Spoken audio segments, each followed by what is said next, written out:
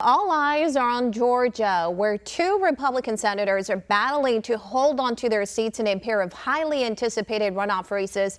Joining us live with more on this election in studio, we have One America's Sani Unutoa. Hello, Sani. Good to have you this morning.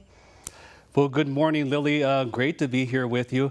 Yes, Georgia is on the minds of Americans across the country. It's where two key Senate runoff races are taking place, which will determine the balance of power in the Senate.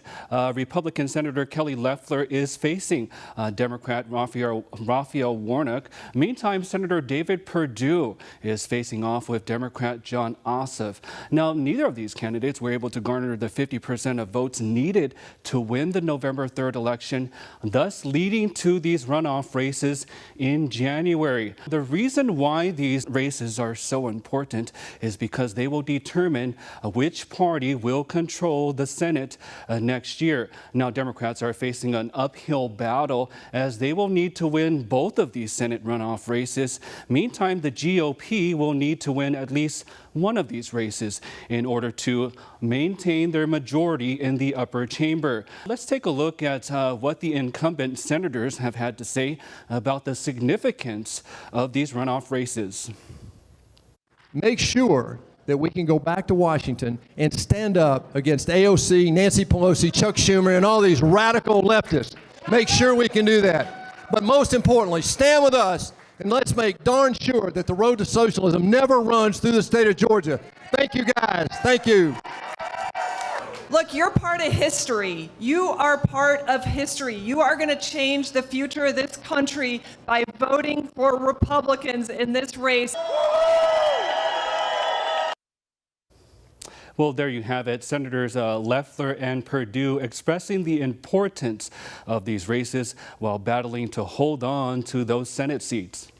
Sani, you've shared the significance of these runoffs, of course, very important Senate control there at stake. What would you say would be the key victories? What would they have to do in these races? What would get them to that point?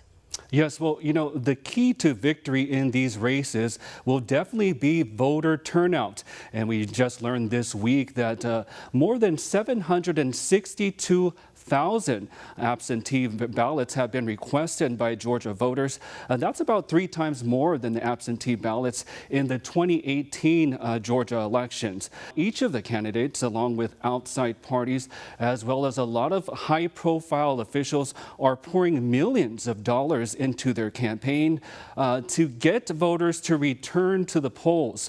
Now, they're spending big bucks, especially on advertisements, which are airing throughout the state to drive voter turnout. Let's take a look at some of those ads. Kelly Loeffler, I approve this message. Nobody can serve God and the military. Raphael Warnock attacks our military. Police power, the kind of gangster and thug mentality. Warnock attacks our police. Somebody's got to open up the jails. Raphael Warnock is dangerous. No wonder he defended this. Not God bless America, God America. Raphael Warnock, the radical's radical. I'm proud of my work, fighting to expand access to affordable health care, protecting the dignity of workers and the right to vote. Everybody in Georgia is thankful for everyone who stepped up to get us through this year. And now it's time to step up for them. We're going to beat this virus, reignite our economy, and create even more jobs. That's the hopeful America I believe in. Now, Senator Loeffler is attempting to paint Warnock as a religious radical. Meantime, Warnock is facing criticism over his controversial remarks about the military. In fact, dozens of veterans throughout Georgia are calling for him to drop out of the race because of those remarks. Now, Warnock is taking aim at Loeffler, saying she's only in the race for herself ever since she was appointed to that Senate seat. Meantime, Senator David Perdue is taking aim at Jon Ossoff's alleged ties to China, while the young Democrat has been highly critical of Perdue's response to the coronavirus pandemic. Well, Sani, staying on the topic of voter turnout, can you elaborate a little bit on some of those key dates for voters in the Peach State? What should they be marking on their calendars? Some of those important dates they have to look out for.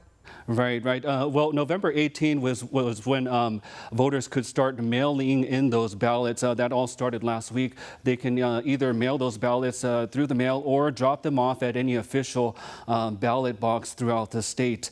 Now, December 7th is another important date. That's the deadline for Georgia residents have to register to vote in these upcoming runoffs. And December 14th is another important date. That's when early in-person voting begins throughout the Peach State, with dozens of polling stations open on that day all the way up until Election Day. And of course, January 5th, the big election day.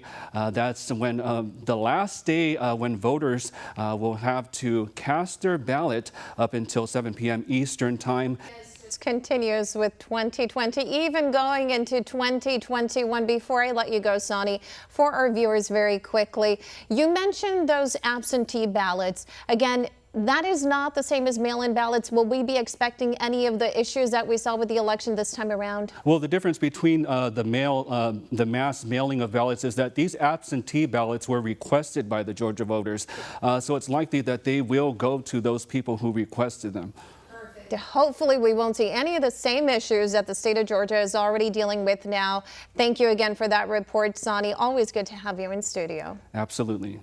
Want to see more videos like this? Click on the link below and subscribe to One America News on YouTube, and call your cable provider and kindly demand that One America News is added to your lineup.